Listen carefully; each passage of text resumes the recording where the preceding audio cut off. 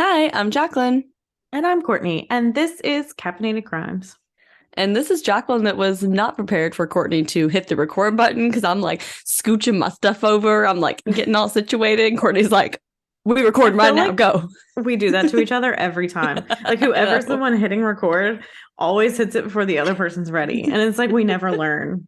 Like we just don't even count down anymore. We're just like click, Yeah, we're we're just like, good. you'll figure it out. Just catch up. You'll be okay. Yeah, we used to do like a 3, 2, 1, and then we would go, and now it's just like recording in progress. And you're like, oh, okay, let me, At let least it's me, easy to cut. Like you can just, yeah. bulk cut, bulk slide.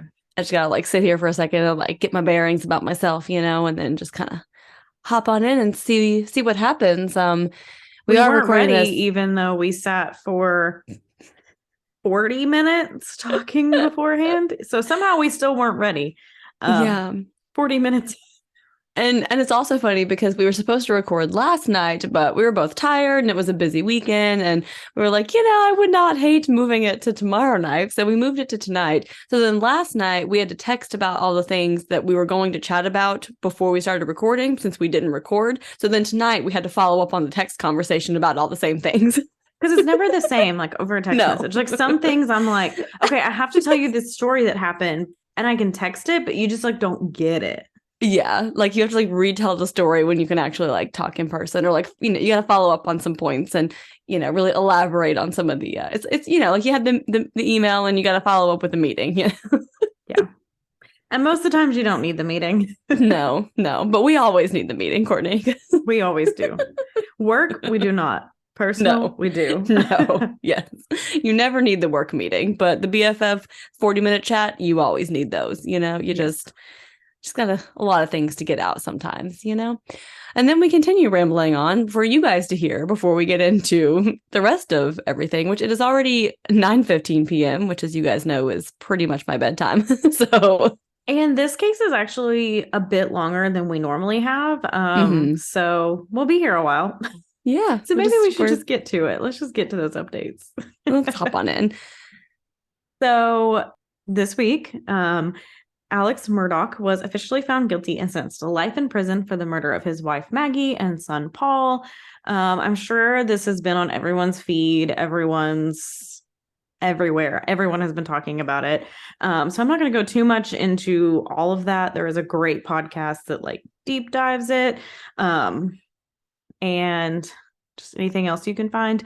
I do see a lot of people on TikTok now speculating that because he had so many debts that they were killed in front of him and now he's having to like Oh, take the fall to save his other oh, son, Buster. mm, That's interesting. what, because people are like, if you're from like the South in the middle of nowhere, like you know what really happened or whatever, that like Mm, it was his fault, but like he didn't kill, like they were killed in front of him, but it was his fault or something.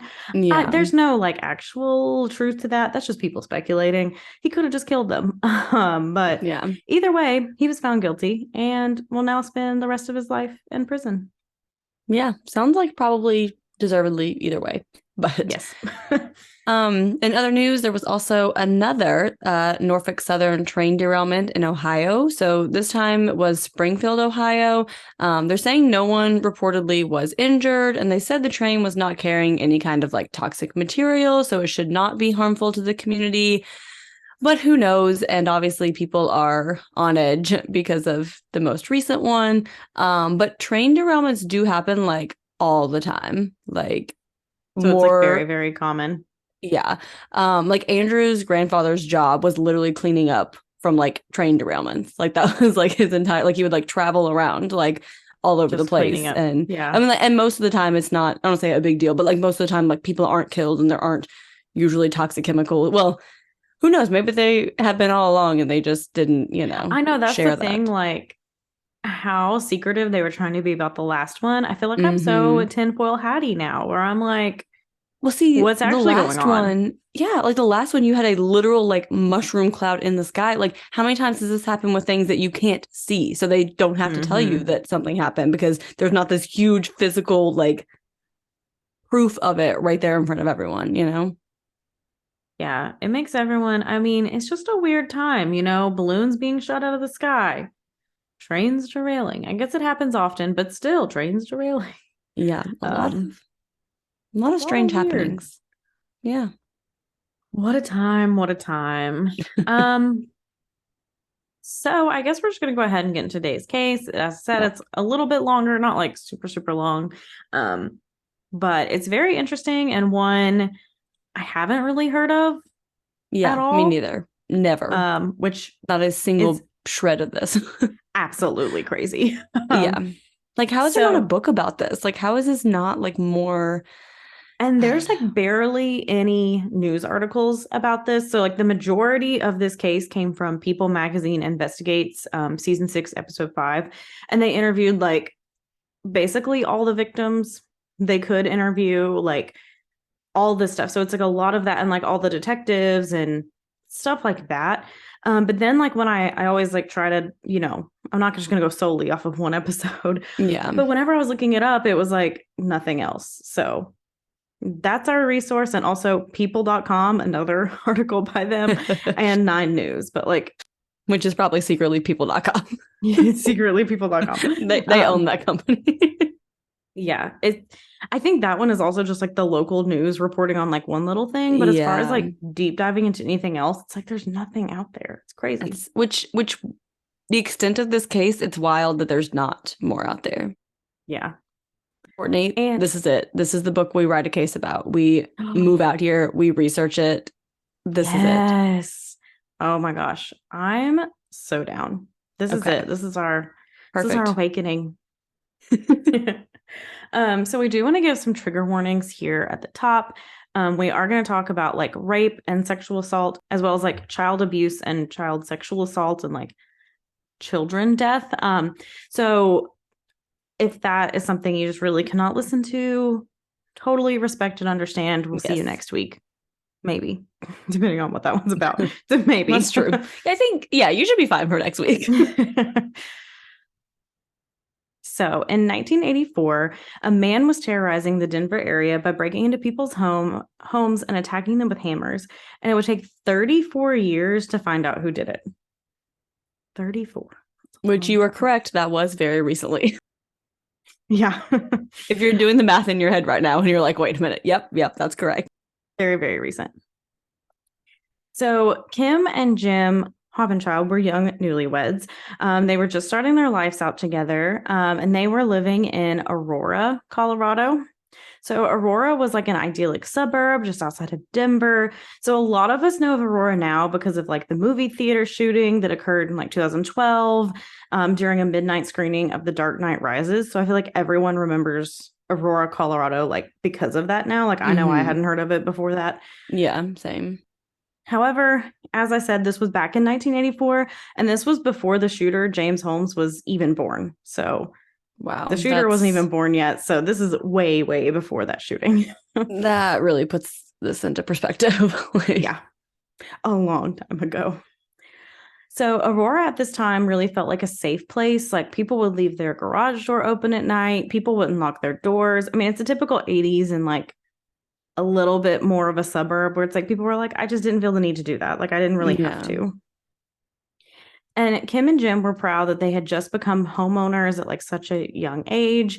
They were in their early 20s. They'd gotten a puppy. They had many friends. They were very social. And they just moved into the house in 1983 and it was brand new. So the neighborhood was still being built up and a lot of the homes were still under construction. On January 4th, 1984, Jim was making some tapes of some music. Like he was a really big music buff. He was doing this until like 1 or 1:30 in the morning, and Kim had gone to bed around midnight. So Kim woke in the early morning hours with like terrible pain. So she said she felt it on the top of her head, and she sat up and she saw a person standing at the foot of her bed with a hammer, which is terrifying. The most terrifying thing I could possibly imagine. So she saw his hand lift up and she said, Jim, there's a man in the house throwing hammers. And she screamed and the man threw the hammer at her. So they both got up and Jim tried to chase the man down but lost him. So Kim called 911 and she realized soon after this that she was bleeding. So it was like she knew she'd had a terrible pain, but like she didn't realize like she'd been hit in the head until she was like seeing the blood. So when police officers arrived, they spoke to them, and they were both bleeding from the head. So paramedics really arrived quickly. And Jim had a skull fracture, and Kim had only been hit once, but her blood pressure was getting like really high, and they were both rushed to the hospital. So officers started to search the house, and they believe he'd entered through the open garage and unlocked door that led into the house. So again, just remember, we've said this on a previous episode. If you have a Yup. garage, make sure you lock all the doors. Like if the garage door opener's in your car outside, lock your car. Like if you have a door into the house, like lock that door. Just people can break in. Yeah. And this garage door was one you actually had to like manually close, and neither of them had checked it. So officers tried to find fingerprints and any potential evidence, and they did find the weapon in the bedroom, and it was like a yellowish claw hammer, and it was like a common hammer that most people likely have in their house. So Kim and Jim were then interviewed at the hospital. They asked a lot of questions, and they were just trying to understand like what happened and who did it. Like, who would break into my house and hit me with a hammer? Like, why would someone do that? So Kim could remember he was quite large, but it was too dark to see any facial features, and he never spoke. So officers tracked footprints into the snow. They led to the neighbor's house, but the suspects like never made it there. So like it went there, but they'd never gone in that house. And then eventually the footprints just like disappeared into other footprints in the area. So an officer who was following a set of the footprints away from the house did find Kim's purse and its contents on the ground. But whoever had done this like didn't take anything, and it kind of just felt like a misdirect. So when Kim and Jim came home, they interviewed them again just to see if they could remember anything. Kim confirmed the hammer was not there, so whoever did it had like brought their own hammer and not gotten it like out of the garage or anything. However, it was like 6 days later. They're really not being able to figure out much. They can't find anything, and there's another attack. So Patricia Smith, her daughter Sherry, and her 2 grandchildren had just moved to Lakewood, Colorado. And it's just kind of like on the other side of Denver. Like they're very close, but they're kind of like a little separated. They'd moved there in 1983, and Sherry was going through a divorce, and Patricia had decided to move up with them. She was going to kind of like help her get on her feet, help them get settled. Patricia was always described as smiling and charming. Sherry said she was a wonderful mother and was always there for them. She was always positive. And Patricia had started working in interior design and had many clients across the area. So Sherry had signed a lease for a new townhome, and this was an area similar to the one Jim and Kim lived in.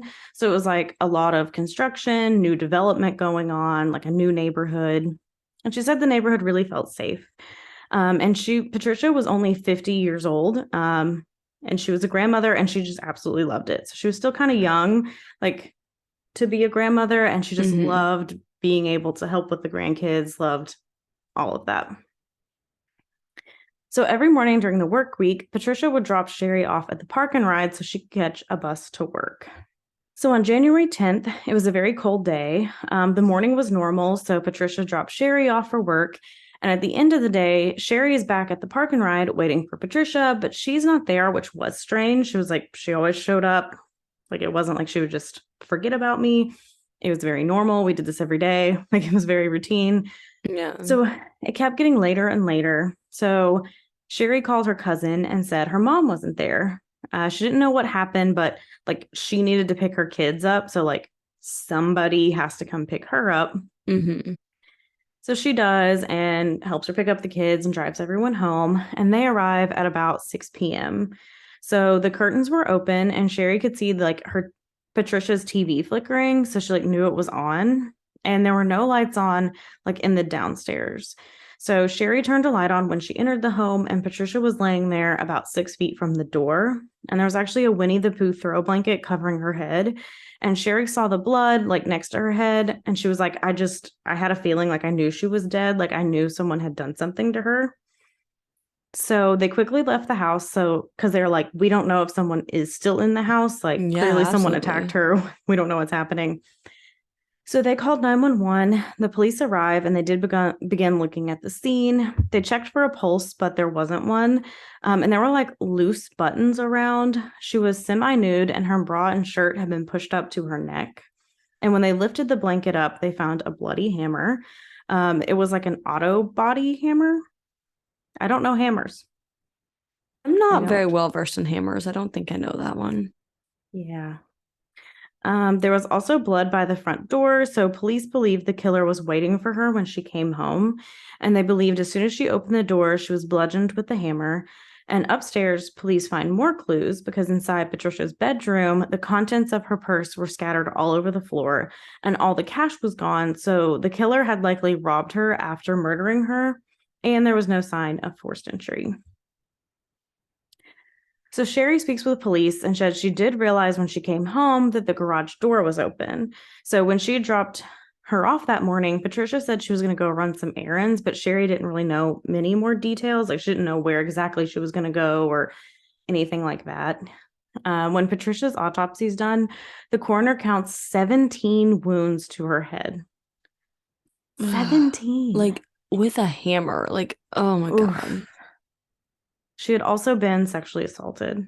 And they did take swabs like from her body just to see if the killer had left behind like any evidence. They sent them to the lab for analysis. And then 2 days after the murder, Lakewood police asked Sherry to come to the station again just to see if she can provide like any more information. Because at this point, they're like, again, like we have nothing, absolutely nothing. Yeah. So police asked Sherry if her mom had any enemies. So Sherry did mention 4 people in Nebraska who had issues with Patricia over like petty things, including like one person who would blame Patricia for a pending divorce. So the family had originally lived in Nebraska, so they were like, that's really the only enemies, like no one really here. Yeah. So the police talked to many people, but like nothing came up because that is so far away and like Yeah. And nothing's such lighting up. minor things. And it's like, okay, this doesn't seem likely, but we have literally nothing to go off of. So, I mean, give it a shot. Yeah. The same day Patricia's body is found, another couple in Aurora also experienced an attack. So Donna Dixon was working with Frontier Airlines, and she had been since 1979. She was a flight attendant, and she met Ron Holm at work, and he was a pilot. So Donna moved into Ron's new condo, and their lives were going well. And another pilot and his family lived across the street from them. It's again another like newer neighborhood. They didn't really have any issues. They really loved the area. You know, you have friends across the street, just really enjoying it. And on January 10th, Donna had the day off, and Ron went on his flight, and they just didn't really cross paths that day, just like with their schedules.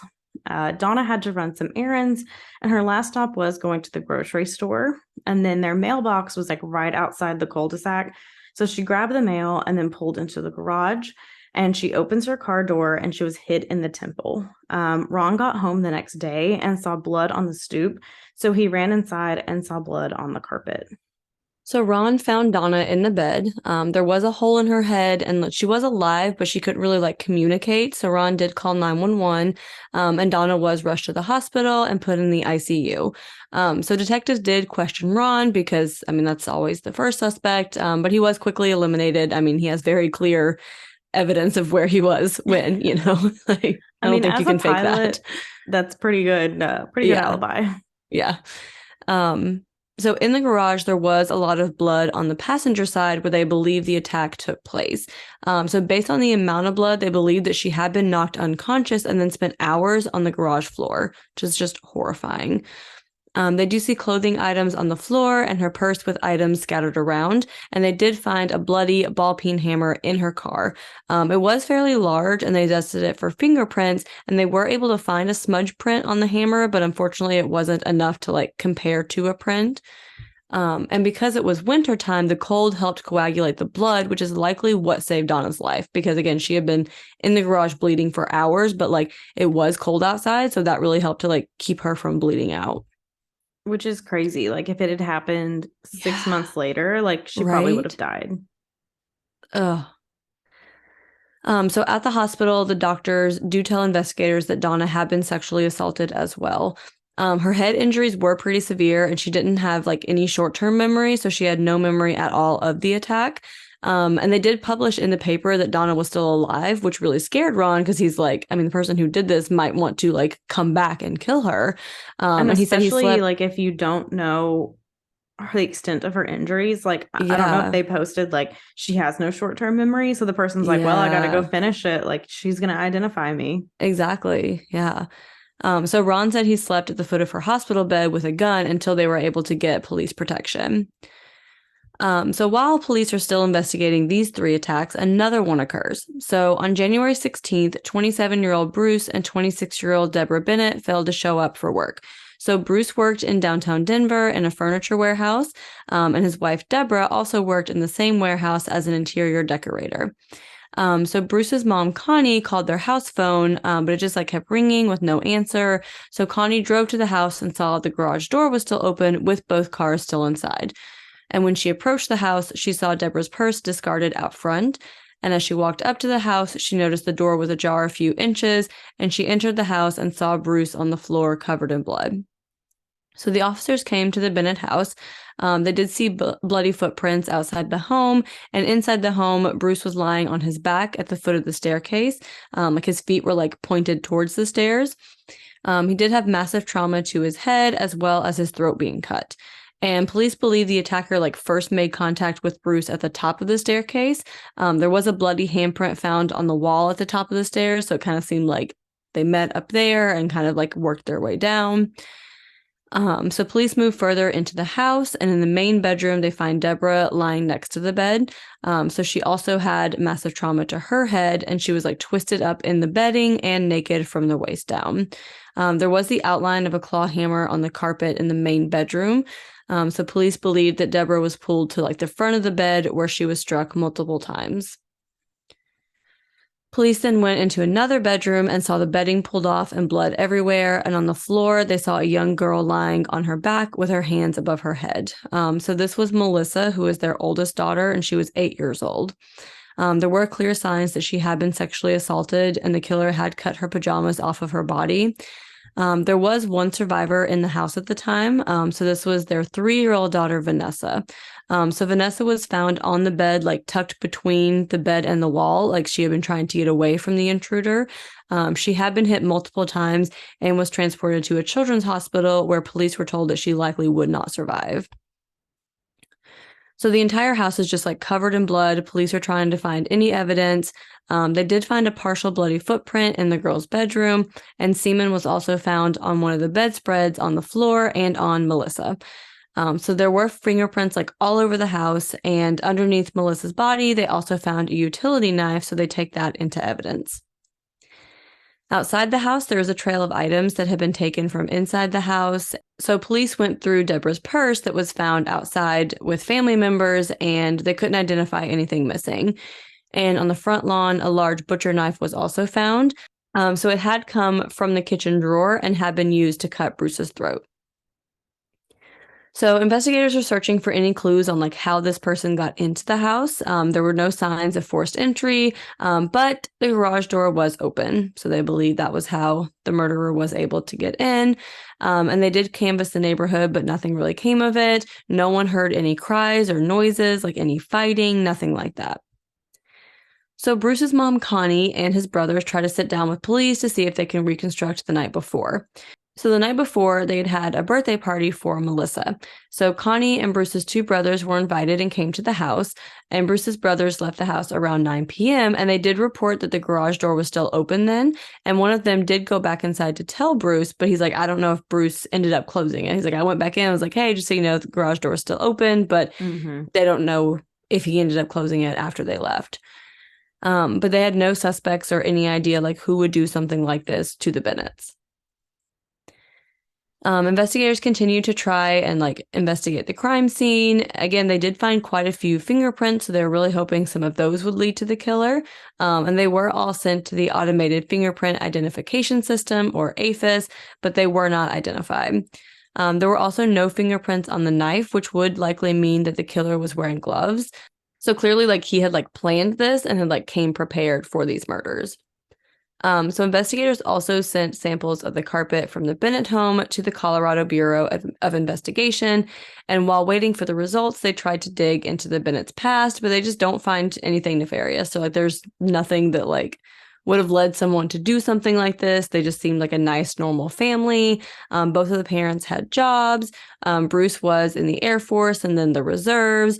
Deborah was this great mom to Melissa and Vanessa, that she just always made sure they had everything that they needed. I mean, there's just no red flags in this family that would lead you to think that like they were targeted specifically. Yeah, there's no like big debts that they find that Bruce has or anything. It was just like, this is just like your normal family who's just like working, paying the bills, trying to do the best they can.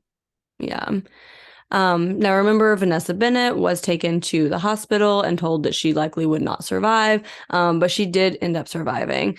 So she had been hit in the head with the hammer, her jaw was shattered and her skull was fractured, and she had been hit in the arms and legs as well, so she did have injuries throughout her entire body. She also had a shattered pelvis, and there were signs that she had been sexually assaulted. And remember, this is the little girl that was 3 years old. Like 3 years old. This person sexually assaulted a 3-year-old. Yeah. And an 8-year-old. Like, they're babies. There's nothing sexual about a 3 or an 8-year-old. Yeah. Nothing. I mean, not that anyone should be sexually assaulted, but like, yeah, children, babies, little tiny children, like, oh, it like, absolutely disgusts me. What could possibly possess you to, and then to beat you almost to death with a hammer over your entire body? A 3-year-old. Like 3-year-old. Vanessa was in a coma for a while too before she woke up. So the Bennett murders did dominate the news, especially because it just seemed to be this well-respected family murdered in their own home with like no underlying reason. But it was reported that the garage door had been left open. So the media did urge people to like make sure they were closing and locking the garage doors. People started sleeping with helmets on because they were worried that someone would break in with hammers. Local gun sales skyrocketed. Some local police even said that they would like see people sitting inside an open garage door like with a gun. Like they're just like, okay, come on. Like I'm right here. Let's do it. Yeah, like just waiting. Like, all right, come on. Like, let's go. Okay, yep. And Vanessa's story of recovery was also covered like as much as the attacks. The community was really invested like in this little girl and her survival story. Donations poured in to help cover her medical bills. And thankfully, Vanessa was like able to remember her family. Like she remembered playing with her sister. Like she knew her name. She knew who she was. But she did have to like learn how to walk all over again and like basically relearn everything that she's learned up to this point in her life. And she was raised by her grandmother after this. So the Lakewood police hear the news about the Bennett family murder, and due to the similarities with Patricia Smith's case, they're like, okay, we think these are related. So the two departments did decide to meet up. They also started connecting the dots to the Holmes and the Hobbenchild's residences and realized they could also be related. So the hammer did end up being a pretty unique MO. They're like, we don't really see too many cases where that's the weapon. So at this point, like the killer is striking like every week for 3 weeks in a row. So they're like, you know, week 4 is approaching. Like people are getting concerned. Like, is this a serial killer? What the hell are we looking at? So investigators asked for the public's help and tips just start pouring in. So they do take them all seriously. So like everyone that, you know, they're told to look into, they fingerprint them all. They ask for alibis. Like DNA wasn't really a thing in 84. So like there wasn't really anything they could do as far as that. They did reach out to an FBI profiler to ask for their help as well. Like they're just seeing what could we possibly do at this point. Which good for them, like the two departments meeting up and like asking for help. Because I mean, we see so many times today, and especially back then, where they would not do that. They would not collaborate. So good on them. And that they like figured it out so quickly too, you know, because they are all in different jurisdictions. Like it's a close area, but they're not like the same police departments that are working each of them, you know. So sometimes even if they're the next town over, they don't really communicate that because it's not like it is today where information is shared freely, you know. Yeah. So on January 23rd, an FBI agent comes to Colorado to meet detectives and walk through the cases and the crime scenes. And then he soon returned so he could like make his profile. He did say there were striking similarities between the Bennett case and Patricia Smith's case. And there was one clear MO here, and that's like how he got into the homes, which was like through the garage. Like every single attack, there was an open garage. And he was really just like looking for opportunity. So it's not like he was like stalking someone or anything like that. It was almost like he was just going around being like, there's an open garage, like that's my target. Once inside, in every case, he would strike the victims immediately, and he was trying to catch people by surprise. It is high risk behavior, so they expect it will continue. And the FBI profiler thought the items he chose to take were also interesting. They were very low value thresholds, like items you can easily carry, conceal. It's mostly money. Like he's not really taking anything super significant. Mm-hmm. And the killer was also very sloppy and unsophisticated. So FBI really believes it was like a young man. And they said he was probably a white man, young, like probably 20s. They didn't think he was like too smart or like college educated. They're like, we don't think he has like a really high IQ or is like really smart, basically. Um, all the attacks had also occurred near new construction, so they thought it was very likely he was a construction worker, especially due to hammers being the weapon. So it's like all new construction and you're using hammers. Like if it looks like a duck and quacks like a duck, it's probably a duck. Right. And the fact too that they're like different types of hammers. Like it's not just like Mhm. your one generic, like I don't know, maybe y'all let me know if you guys have a lot of different hammers. Like we have like one type of hammer, you know? I mean, I'm sure handy people have different types I'm of sure like hammers, a but construction site would have like different types of hammers for like different things. exactly. Yeah. Um, But like and like your he's like average taking the person hammer and just like doesn't. leaving it. So it's not Yeah. like he's like attached to his hammer. He's just like, I don't know, taking it and leaving it. They also thought it could be likely that he knew the layout like of the houses because he'd like just worked on them. So they're like, he could be a construction worker and he's going into this house and he knows where the main bedroom is. He knows where to look, where to go because he had just built it. He was there, you know. Yeah. And they really think he got a thrill out of the attacks. And it does appear like he's escalating too. Like at first, like it's kind of just like with Jim and Kim, like, you know, they did survive and so did Donna, but like Patricia and the Bennett family, like the Bennett family is obviously a huge escalation, like from the others as well. And it's pretty clear this is a serial killer. Like they're like, we pretty sure it's all the same person and now he's killed. I mean, I don't know if by the official definition they would necessarily consider it at this point because there's Patricia Smith and then like the Yeah. Bennett family was like all at one time. So like he did kill at That's this point interesting. Yeah. 4 I don't know people.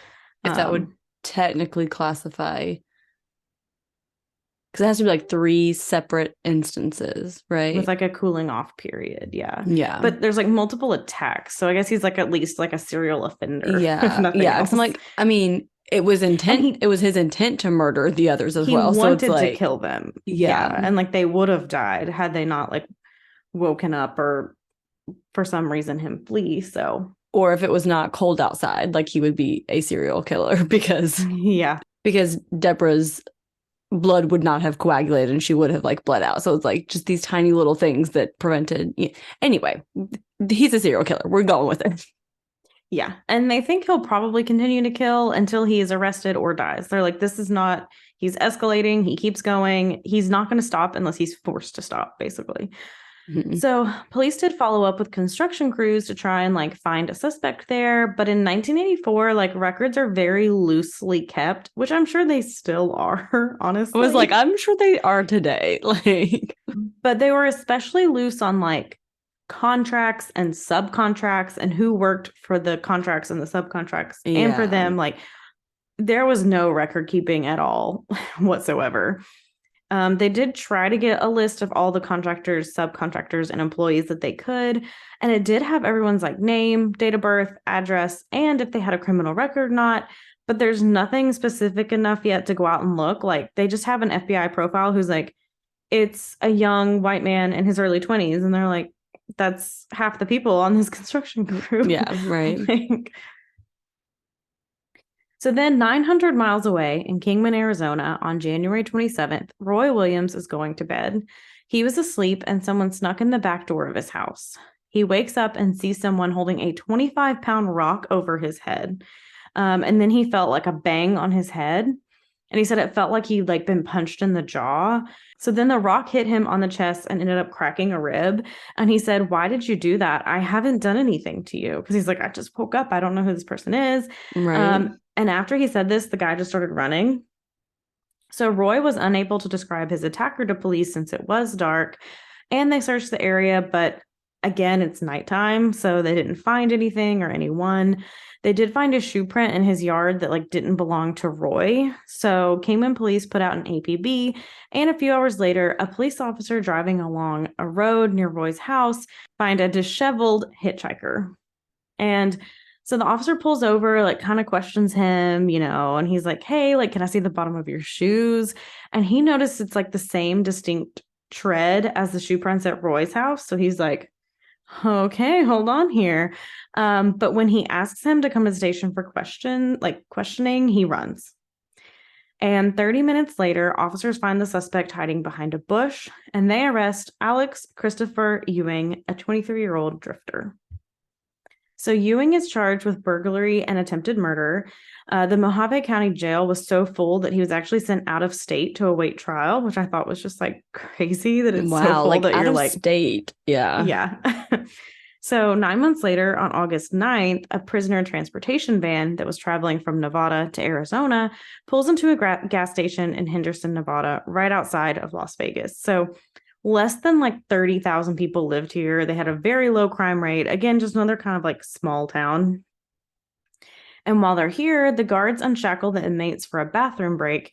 And when they turn their backs, one inmate makes a run for it, as you would expect. Like, how do you not know Someone's this is going going to to. happen? Right. So the inmate went out of like the back of the gas station and ran across the street to a Kmart. And a fellow prisoner sees it and alerts the guards, who called the Henderson Police Department. No surprise to anyone, this is not a random escaped inmate.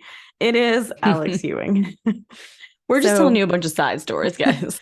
I know I kind of want to do that sometime just because I'm always like, of course, this makes sense. So sometime I'm just going to go on a random rant and then be like, and that's it. Anyway. So you're going to pull an Anne rule, basically, and Mhm. have an entire chapter or two dedicated to completely unrelated murders. Yes. So police are under the assumption that he's just being charged with burglary. So they're like not really thinking about like the attempted murder, anything like that. They're like, oh, he just like tried to steal stuff, like broke into someone's house. But they were like, he could be dangerous since he is an escapee. So that kind of like heightens his like dangerousness that they want to find him. So police searched for hours and could not find him. Then, after 2 days of searching, they find their first sign that he may be in the area. So they received a call from a lady that someone was like trying to get into their house. Like they'd come up to the door and been like, "Let me use your phone, like let me in, let me in." And she was just kind of hesitant. So she called the police and she said he was white, in his 20s, wearing red shorts, which is the exact description they had on Alex Ewing. So responding officers thought it was him because of the description. So they looked in the area but didn't find him. And then about an hour later, another call comes in. Someone had broken into a home with a club and been hitting the family in the head with it. So police come to the home of Chris and Nancy Berry. They could hear screams coming from inside the house, like when they pulled up. So police went to the house and in the main bedroom saw blood everywhere. Both of Nancy's arms were broken from being hit, and Chris had been beaten like very severely. Like they showed a picture in the documentary, and it was severe beating, like in his head. They also had 2 young children in the house, and there was an infant and a 2-year-old who were both unharmed. Both of these children were boys too, so I do wonder, like I think Alex Ewing just ran out of time on this one, but I wonder, like, would he have done the same thing he did to Melissa and Vanessa since these children are boys or not? Like, wait, so you're telling me that this Alex Ewing might be connected to the first murders we talked about? Because I thought we were just going on a whole other.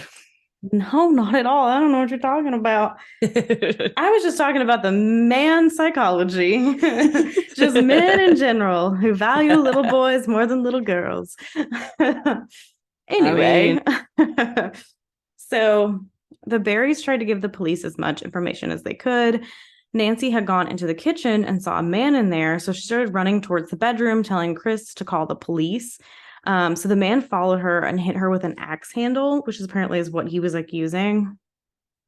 So Chris sat up in bed and hit him across the forehead and twice in the back, and that's when he started to hit Nancy again. The suspect eventually fled and left the axe handle there, and police searched, but all they could find was like shoe prints. They followed them for a while, but they didn't find him. They tried to use helicopters and canine, like everything, pulling out all the stops at this point, but could not find him. So police put a description out to the public and urged them to keep their doors locked. So they're like, there's an escaped inmate. We think he's doing all this. Lock your doors, be safe. After 4 days on the run, on August 11th, an operator fielded a request from a man making a collect call to a relative and overheard him talking about a prison escape. So Alex Ewing had called his brother as a last-ditch effort for help, and the operator figured out who he was because she's like listening over and called the police. Wow. Wow. Bad bitch. Wow. So she told the police he's at a payphone in Lake Mead. So Lake Mead technically falls under the jurisdiction of National Park Rangers. So Henderson PD calls them, asks them to investigate, and Henderson PD also sent some of their own personnel as well, like while this is all happening. So Rangers saw him at the payphone, and surprise, surprise, he ran. So a ranger Such a runner, him. this Alex. I mean, there's places that you can like do that just for funsies. You don't have to. Yeah. So many places. So the ranger chased him down, and the ranger was actually 6'6", so he could easily get a stride on him. He was like, that's very barely tall. having to break a sweat, catching up. And they said shooting him wasn't an option since it was clear he didn't have any weapons on him, since all he had on was shorts and tennis shoes, which crazy how a white man who attempted murder gets more respect than Black men, women, and children today. That's just my little side story. And clearly you can tell from someone's clothing whether or not they have a concealed weapon, right? Like, what? Like, yeah. Yeah. Anyway, not the point of this podcast. So after a 400-yard chase, and I mean, Ewing has been on the run for 4 days. He's in the desert. He's dehydrated.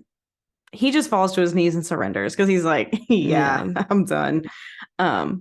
So police arrest him, and he now faces a lot of new charges, not just the burglary and attempted murder on Roy Williams. Now he's facing all this from this violent spree in Nevada. He was formally charged on September 12th with 2 counts of attempted murder, 2 counts of battery with a deadly weapon, 1 count of escape, and burglary. And within a matter of months, Ewing goes to trial in Nevada.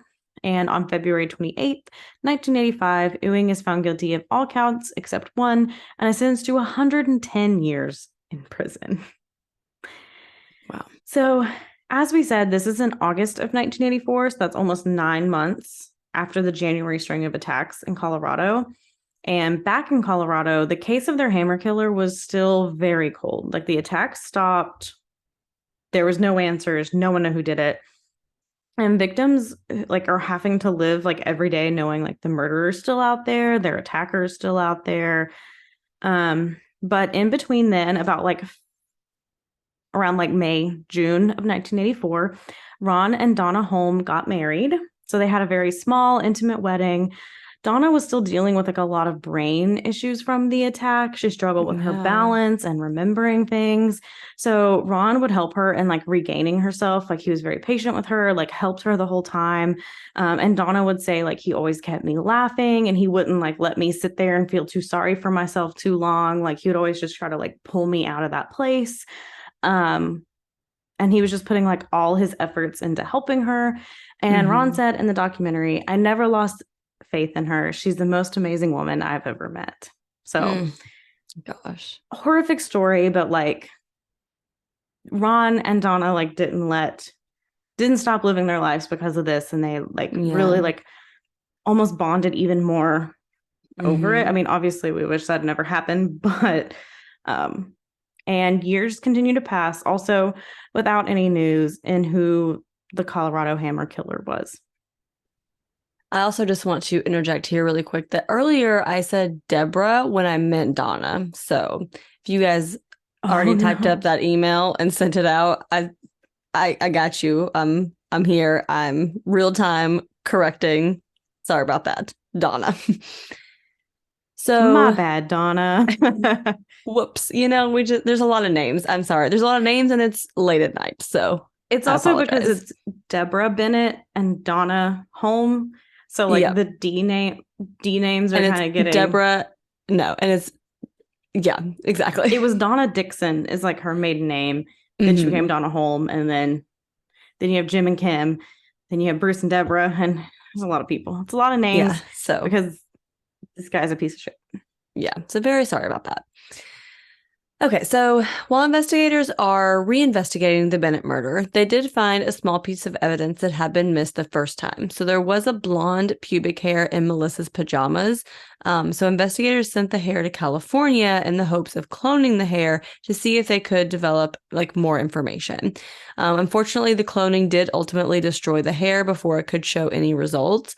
And like Courtney said, like after the Bennett murders, the attacks just stopped abruptly. So investigators are like, did the suspect move? Like, was he arrested? Did he pass away? They're like, we just feel like we're chasing a ghost at this point. Unfortunately, Vanessa did have a lot of struggles while she was growing up, like very obviously so, if you can imagine from the Mm-hmm. severe amount of mental and physical trauma you went through at 3 years old. Like she said, she just felt like every aspect of her life was touched by this trauma. She often had suicidal thoughts, and she did become a heroin addict because it helped to numb the pain. So each year that passed, the police would sit down with the victims and like talk to them, let them know they were working on it. And on March 1st, 2001, 17 years after the Colorado attacks, police in Aurora received some big news from the CBI. So CBI's DNA lab had generated a full genetic sequence from blood that had been sent in. So they did run the DNA through CODIS, but no matches came back. So they just hit another wall. Like they think they're finally like right there, and then Mm-hmm. another setback.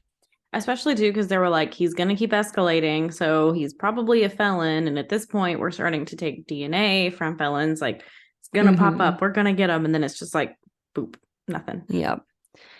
So in 2018, which is now 34 years after the attacks, CBI has another breakthrough. So they called investigators saying they had a match of the DNA on the Bennett homicide, and it matched to Alex Christopher Ewing. I know you guys are really shocked. I know you did You're not so see that shocked. coming. You didn't Yeah. see it coming. I know. I got you. I got you guys.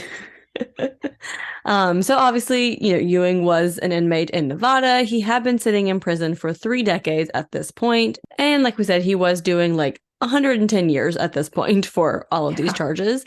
So investigators in Colorado learned that in 1984, Alex Ewing had escaped from prison and committed the string of attacks before he was caught again. And the reason his DNA didn't pop up in CODIS in 2001 was because in 1985, Nevada did not take DNA samples from felons and CODIS didn't exist yet. So once they started taking DNA, they were so backlogged that the legislature had to like force them to take DNA samples to like catch up. So Yeah. Like, basically, the only way to get them to like do it was like, they had to like pass a law being like, you yeah, literally have to do this. you have to. Like, Yeah. quit like dragging your feet. Like, this is a priority. Yeah. So, Colorado investigators contacted the Department of Corrections in Nevada and learned that Ewing is eligible for parole. So, it would be up to a parole board to release him.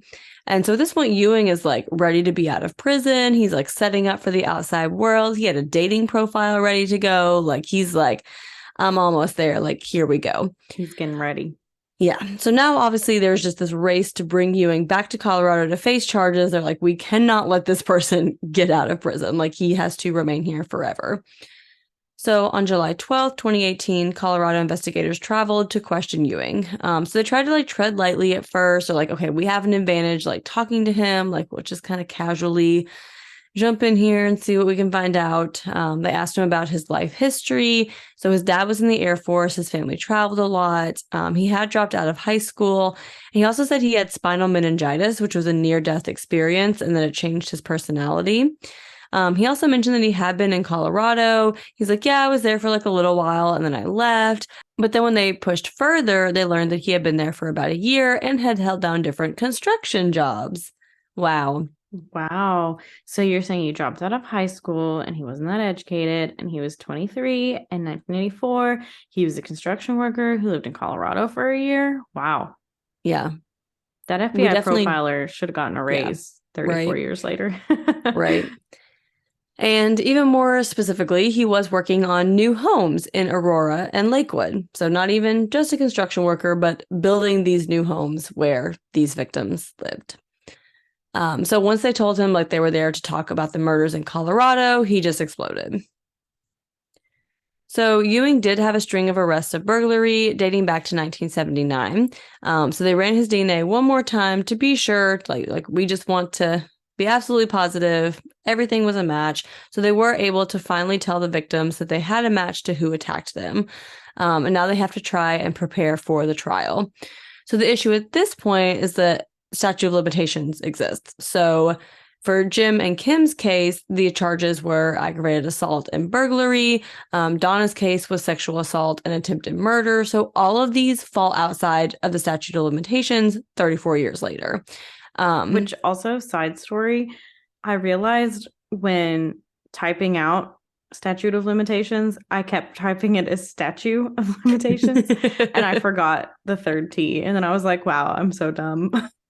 That's a lot of T's in one word. And I feel like every time I say it wrong. Like I know what the word is, but it doesn't come out of my mouth in the correct way. I feel like I say statute of limitations. It's a statute of limitations. Yeah. But it's hard to say statute of limitations. There's a lot of, especially as Southerners, we just kind of mumble all our letters together. so,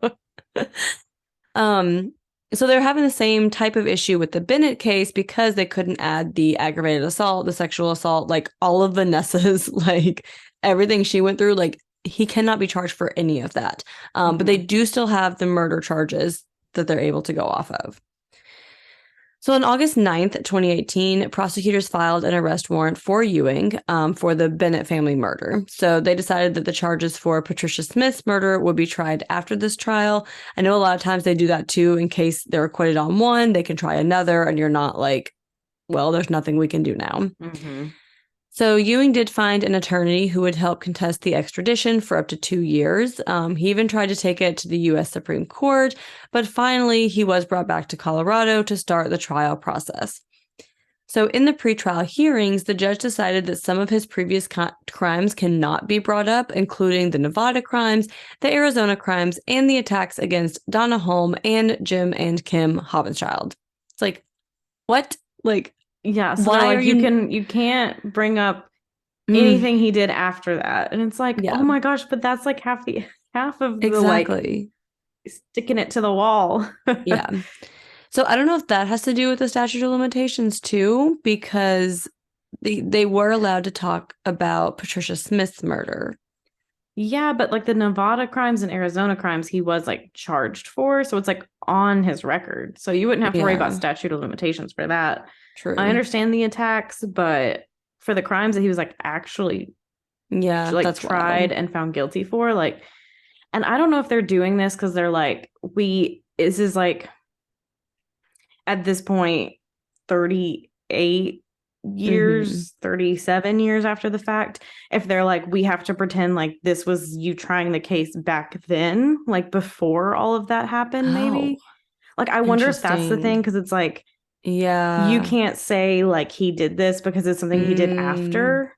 You know, like that's what I was wondering, if maybe the judge was seeing it that way. Like you can, because they could bring up like his previous arrest when he was like 17 and stuff, but like nothing like after that. So I wonder if like that's why, if they're like trying to put it like in the mindset of like, you can only talk about them like that happened at this time that we could still charge for, I guess. Yeah. I don't know.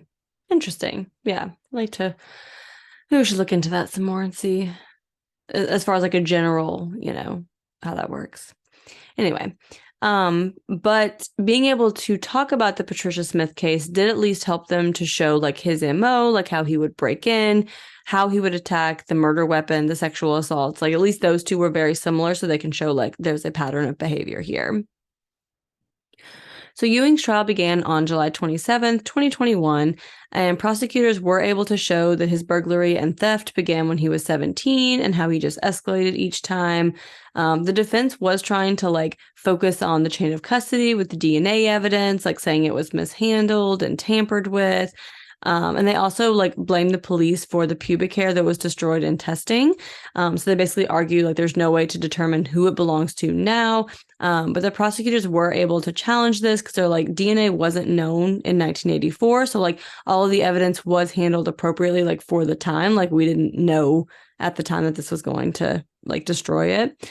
Yeah, and like this kind of goes back to where I'm like, is this like where they're trying to just think of it all in a 1984 lens? Because it's like, yeah.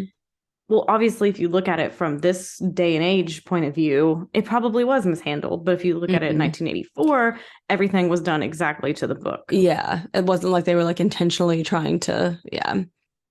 And the defense could not explain away the DNA evidence at the Bennett house because like he's claiming that he was never there. So, okay, how did your DNA get there?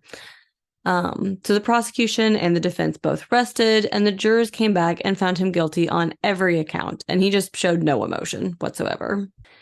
So in August of 2021, Ewing was sentenced to 3 consecutive life terms. So Vanessa was able to be there and read her victim impact statement. Also, in October of 2021, Ewing went to trial for the murder of Patricia Smith, but a mistrial was declared. And then in April of 2022, Alex Ewing was finally convicted of first-degree murder for the death of Patricia Louise Smith and sentenced to life in prison for her murder as well. So he's now serving 4 consecutive life sentences.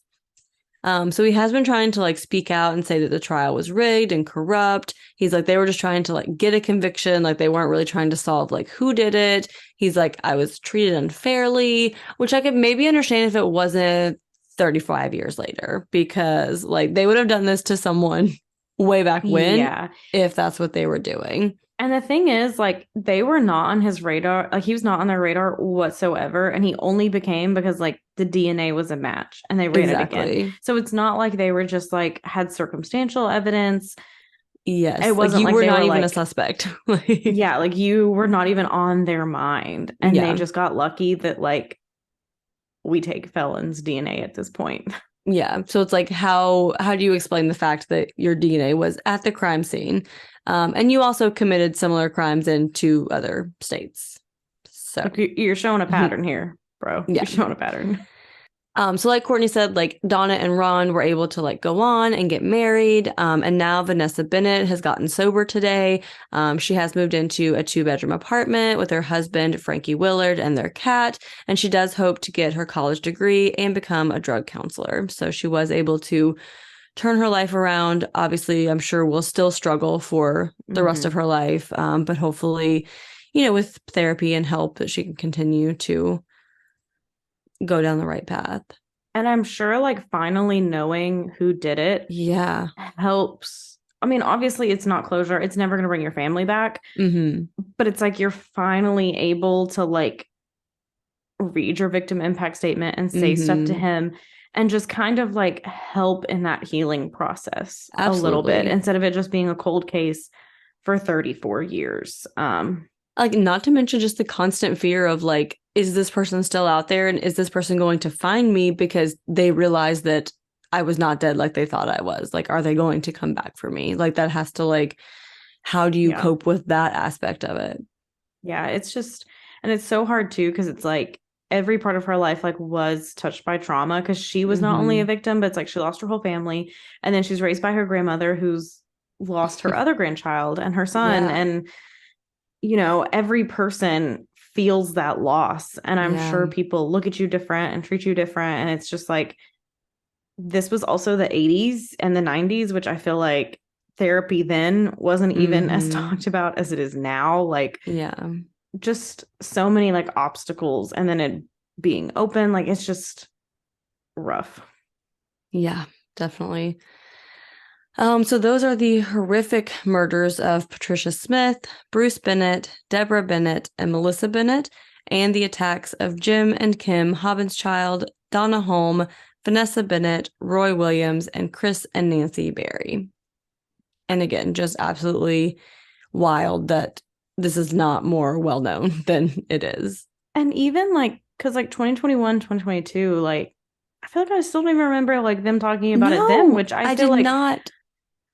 No. I feel like I would have in like 2018, and then it was like COVID and we were all just like stir crazy. Like, how did this Mm-hmm. not blow up of like Yeah. this cold case and everything? I mean, maybe in some circles it was talked about, but Yeah. I feel like I barely see anyone talking about it. And it's just like Mm-hmm. absolutely horrific and massive like attacks. Like, oof. Yeah. Definitely very surprised that it's not out there more, but I'm glad we were able to get it out there, and hopefully other people will learn about these amazing survivors and remember the victims of this horrific serial killer. Mm-hmm.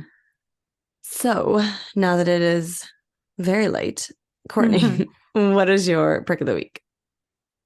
So my perk of the week is I think I mentioned before how I have to travel a lot for work. I am home now, Mm-hmm. so don't y'all come try to get me and snatch me up because I'm home now. Well, But we only tell you this stuff when it comes out after the fact, okay? yeah.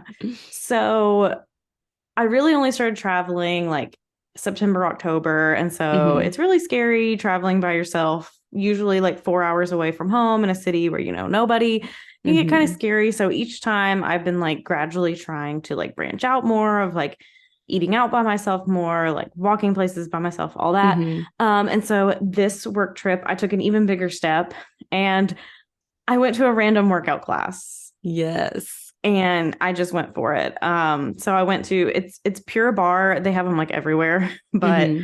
I saw like a sign for like your first class is free. Then I thought I couldn't do it, and then they called me and they were like, "Oh, your first class is free, like no matter what, like no matter what class it Mm-hmm. is." And then I was like, "Well, I leave tomorrow," and they were like, "Okay, well, we have a class tonight, but it's intensive. But do you want to?" And then I was like, "Okay, sure." And I Courtney's just like, like fuck yeah, I do. I'm gonna go for it. I regretted it after the fact. Like if this had been an email or a text, your girl would have ghosted. But I had her on the phone and I didn't want to disappoint. But That's the most Courtney thing I've ever heard. I was sitting there and I was just like, okay, yeah, I'll do the 6:30. And literally, like I walk in and the girl's like, this is the brave soul who's taking a Oh intensive one as her first gosh. class. And it was very intense. I will say They that. were It not was lying, huh? It was very intensive. they were not lying. It was intense. I mean, it was fun. I did enjoy it. And like the Mm-hmm. women there were like so nice. Like there was only four of us in the class and then the instructor. Mm-hmm. So it was like very small. And like the girl That's next to me nice. after the fact was like, yeah, girl, I was scared for you when you said this was your first one. I didn't want to say it then, Oh but I was gosh. scared for you. But it wasn't too bad. Like I kept up Mm-hmm. I had to modify Yeah. some stuff, but I mostly kept up and they'll never Mm-hmm. see me again. So it doesn't matter. Um, Exactly. The beauty of traveling to places alone, you know?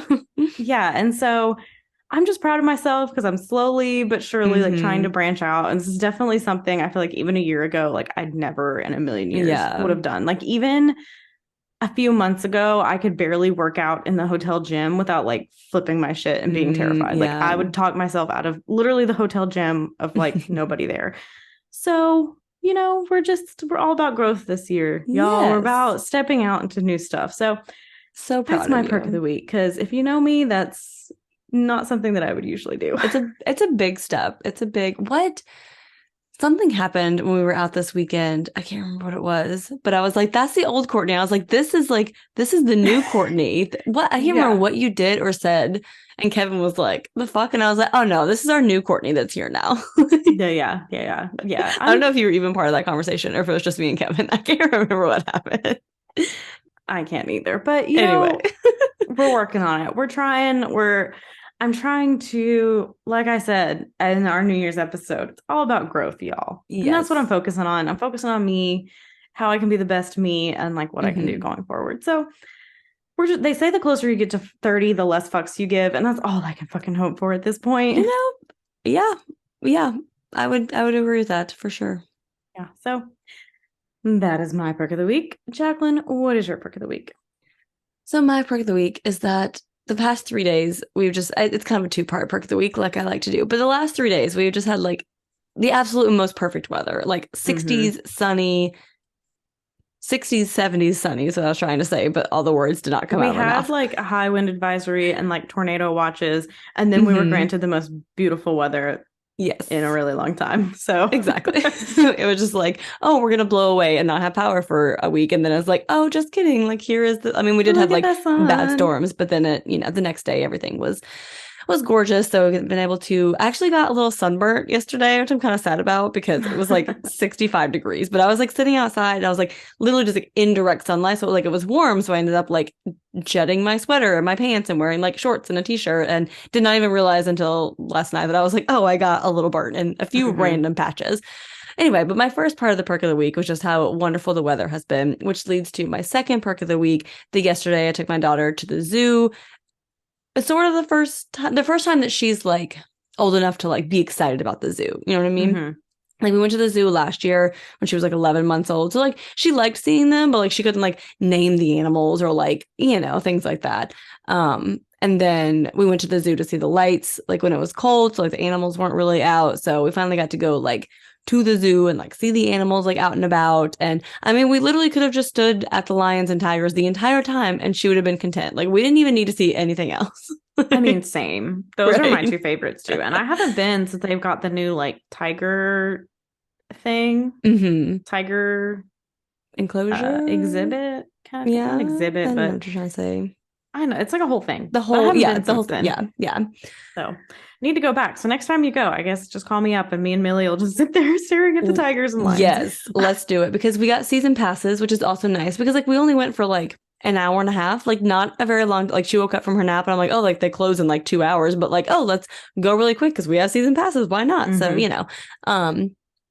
but yeah, like she was just so excited and I asked her what she was like most excited about to see like when we were on the way there and she kept saying the tigers and like she knew what she wanted. She knew what she wanted. Yeah, and the tiger, they were very vocal yesterday. They were rah, rah, and like just making a ton of noise. Yeah. So like we were trying to find them and she was like, Tiger, where are you? Where are you? And so then we had to like walk around to like the other side so then we could finally see it. And then she was just mesmerized. And then she just had like this huge smile on her face and just like stared at them forever. And I was like, okay, I was like, do you want to go see? She goes, no, all done, Tiger. And I was like, okay. So then we stood there. So then finally got her to move on to the lions. And then she also really enjoyed the lions and the gorillas. But anyway, all great options. Yeah, they didn't have the giraffes were not out, which I was super sad about because she didn't get to see a giraffe when we went to the zoo last year either because the DC zoo does not have a giraffe. So I was so excited about the giraffe, but the giraffe was resting, is what they said. So are the giraffes okay? Do we need to I don't know. So hopefully the next time we go, the giraffes will be out. But that was my perk of the week, is just that it has been fantastic weather and we went to the zoo and I went for a run today, which is really nice because it was warm weather and it wasn't like a 40-degree run, which is never a great time. But a 70-degree run, like almost at sunset, like at dusk, like that. Chef's kiss. That wind blows. It's nice. Yeah. Anyway, so now that we have given you guys all kinds of information about us branching out and doing fun things in the world, let us know what fun things you guys like to do. We're on all the places. It's in your little show notes down in your little podcast app thingy or wherever you guys are listening to us. Or, if you guys just Google us, I'm sure ways to contact us will come up. You guys know. I'm sure. But the most important way to contact us is patreon.com/caffeinated crimes, where for as little as $3 a month, you can get 30 bonuses. Another one coming this month. You get a pin and a sticker in some levels, not the $3 level, but in some levels. And you just there's just so many perks, like Discord access, like ad-free episodes. I don't know, we don't have like as many ads as before, but still ad-free completely, like just so many great perks there. And then you help our little tiny podcast keep going because, a little bit of money, it helps. It helps pay for some of the podcasting stuff. So, yeah. And if you could just rate us 5 stars on Spotify, Apple, anywhere you can, YouTube, like us, all that good junk. But in the meantime, go have a cup of coffee. And don't commit a crime.